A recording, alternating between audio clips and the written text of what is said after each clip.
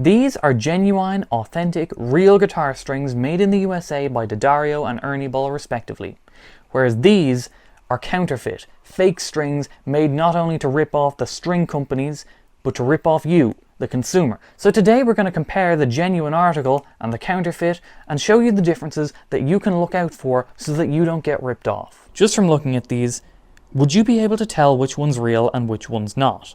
Okay, these are the counterfeit strings, and I found them when looking for strings at a good price online. And these were the cheapest Ernie Ball and D'Addario strings that I could find, and it makes sense because they're not genuine products. But what's concerning is that this is just a very small portion of the actual fake strings that are out there. The seller had various D'Addario products, and they also had a lot of fake Ernie Ball products, including the premium Ernie Ball sets as well. From what I saw, there's a lot more variety of counterfeit Ernie Balls than there are for the D'Addario stuff, but it's just a matter of time because they will fake everything. And another concerning thing is that these on their own, with no genuine article to compare to, are very convincing, at least in the outer packaging. Let's start with the Ernie Balls first. This is a genuine, real pack of Ernie Ball 10s, and this is the fake. The first difference, it might show up on camera and it might not, is the difference in the color packs. The real genuine article is a slightly brighter green than the fake. The problem with this, of course, is you'd have to have the real to compare to the fake. One easy way to identify a counterfeit from a real one is that the Ernie Ball seal is much better. There is resistance on the push, whereas the counterfeit just does not feel sealed at all, or at least not sealed very well. But you've got all the usual stuff on the back, the names of the artists, everything that you would expect. The packaging is one for one copied, the shades might be off, but the barcode is even the same thing. But while they might look very, very similar, a very easy tell is the material that the packs are made of. The test is kind of similar to how you would determine if a baguette was cooked, but it's quite the opposite. What we're hoping for is very little sound when squeezing the Ernie Ball pack. It's almost silent, the pack is very firm, whereas once we start messing with the fakes, even just picking them up, it crinkles. It's like a crisp packet, or chip packet if you're American. So let's open these up and see what's inside.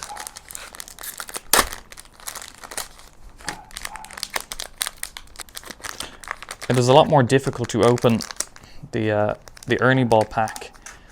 And that's good because that means that the seal is well done. There's not a huge difference in the packaging. This real genuine one feels a bit thicker. It feels like nicer paper than this one. Like you can see where it's creased, the string has gone through it, whereas the genuine one has held its shape much better. Let's take a look at the strings close up. The Chinese ones are wound a lot tighter than the genuine American strings, but one thing to note is the color difference. The counterfeit one is a lot darker and it feels like it's got an oily-ish substance on it, probably to keep it fresh when it's coming in its not very well sealed pack. And here's the close-up of the ball ends. In the background we've got the authentic Ernie Ball, and in the foreground we've got the fake. On first glance the windings look somewhat similar, but then if you look where the ball end is mounted, there is a significant difference on the genuine Ernie Ball. So I put the counterfeit strings on. When restringing, my high E has come with a pre-bend in it, so that's great. I played them for a few minutes and I had a couple of takeaways. The first being, I hate how these strings feel. They feel really oily and cheap. Like I feel like I've got residue on my fingers from just playing this for a couple of minutes. The second was I tuned the guitar to D standard. That's how I normally set the guitar up, 10s in D standard. But this felt different. It felt way too slack to be 10s, and I was struggling to keep it in tune even just for the short demo. It feels way too slack to be 10s. Which leads me to think that there is of course the possibility that whoever is making these fake strings is just putting the same gauge strings, probably 9s, into every pack, whether it says it's 9s, 10s, 11s, 12s, it doesn't really matter to them because they're selling you counterfeit products anyway. So here's the sound demo. There is a tonal difference. The genuine strings sound a lot more fuller, though I don't know how much of that you'll hear because YouTube compresses everything, so any differences are just going to be squashed. But here it is anyway.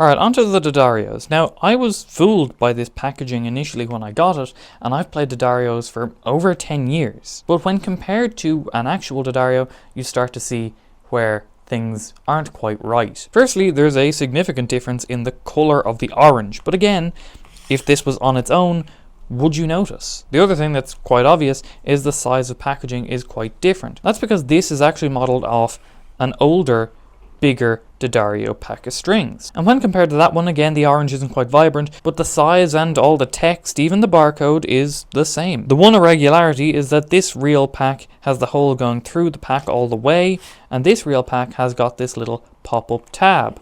So they've kind of blended the two together with the pop-up tab, but the bigger pack. This pack also had a big sticker across the front, and I think they were doing that so that it would get through customs, so it wouldn't have the D'Addario name straight in the middle of the pack, and it's left this sticky residue on it. But this is very clearly a counterfeit pack of strings. Let's open up the fake pack first, and we'll see what we find. Very similar opening experience.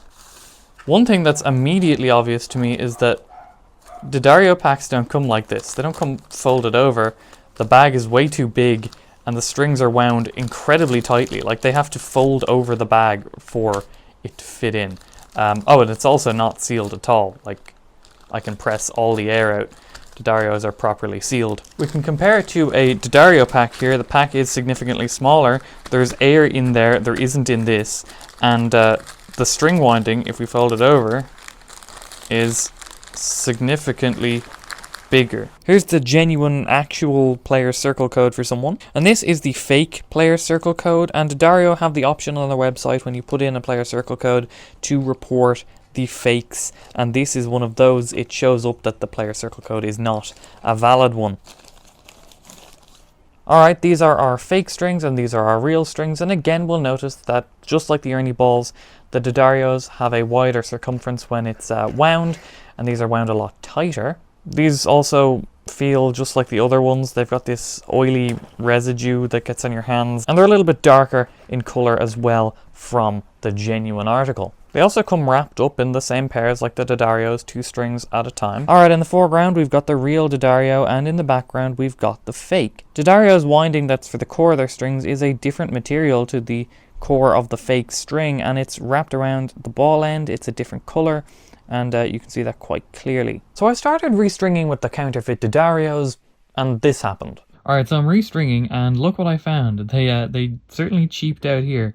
So the winding of the string, you can see it there, it comes all the way right to the edge of the tuner, but that's the string pulled to full tension. So the winding doesn't come all the way up the string.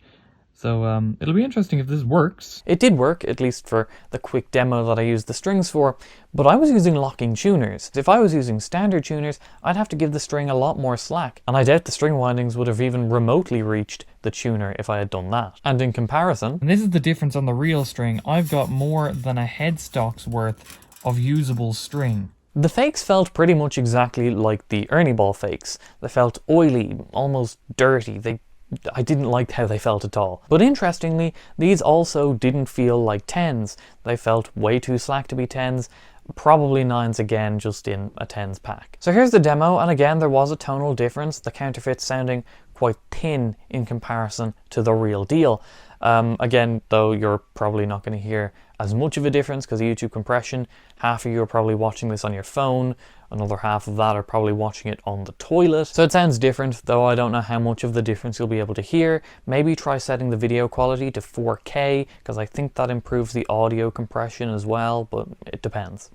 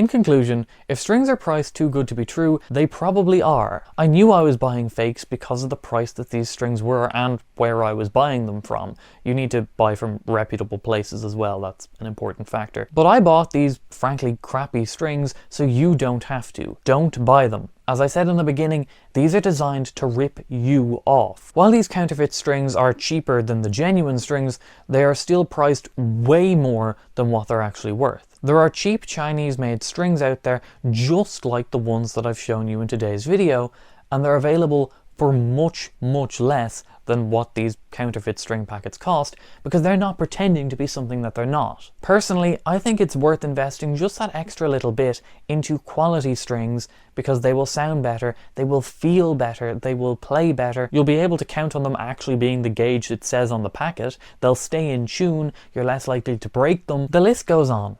But hopefully this Fake String Sunday, we'll call it, has shown you what to look out for to determine a genuine pack of strings and a counterfeit, and it'll help you avoid them in the future. And I hope you do, because they really weren't very nice. I didn't like them at all. So thank you for watching, subscribe, like the video, comment, all of that stuff, and I'll see you next time. Bye bye.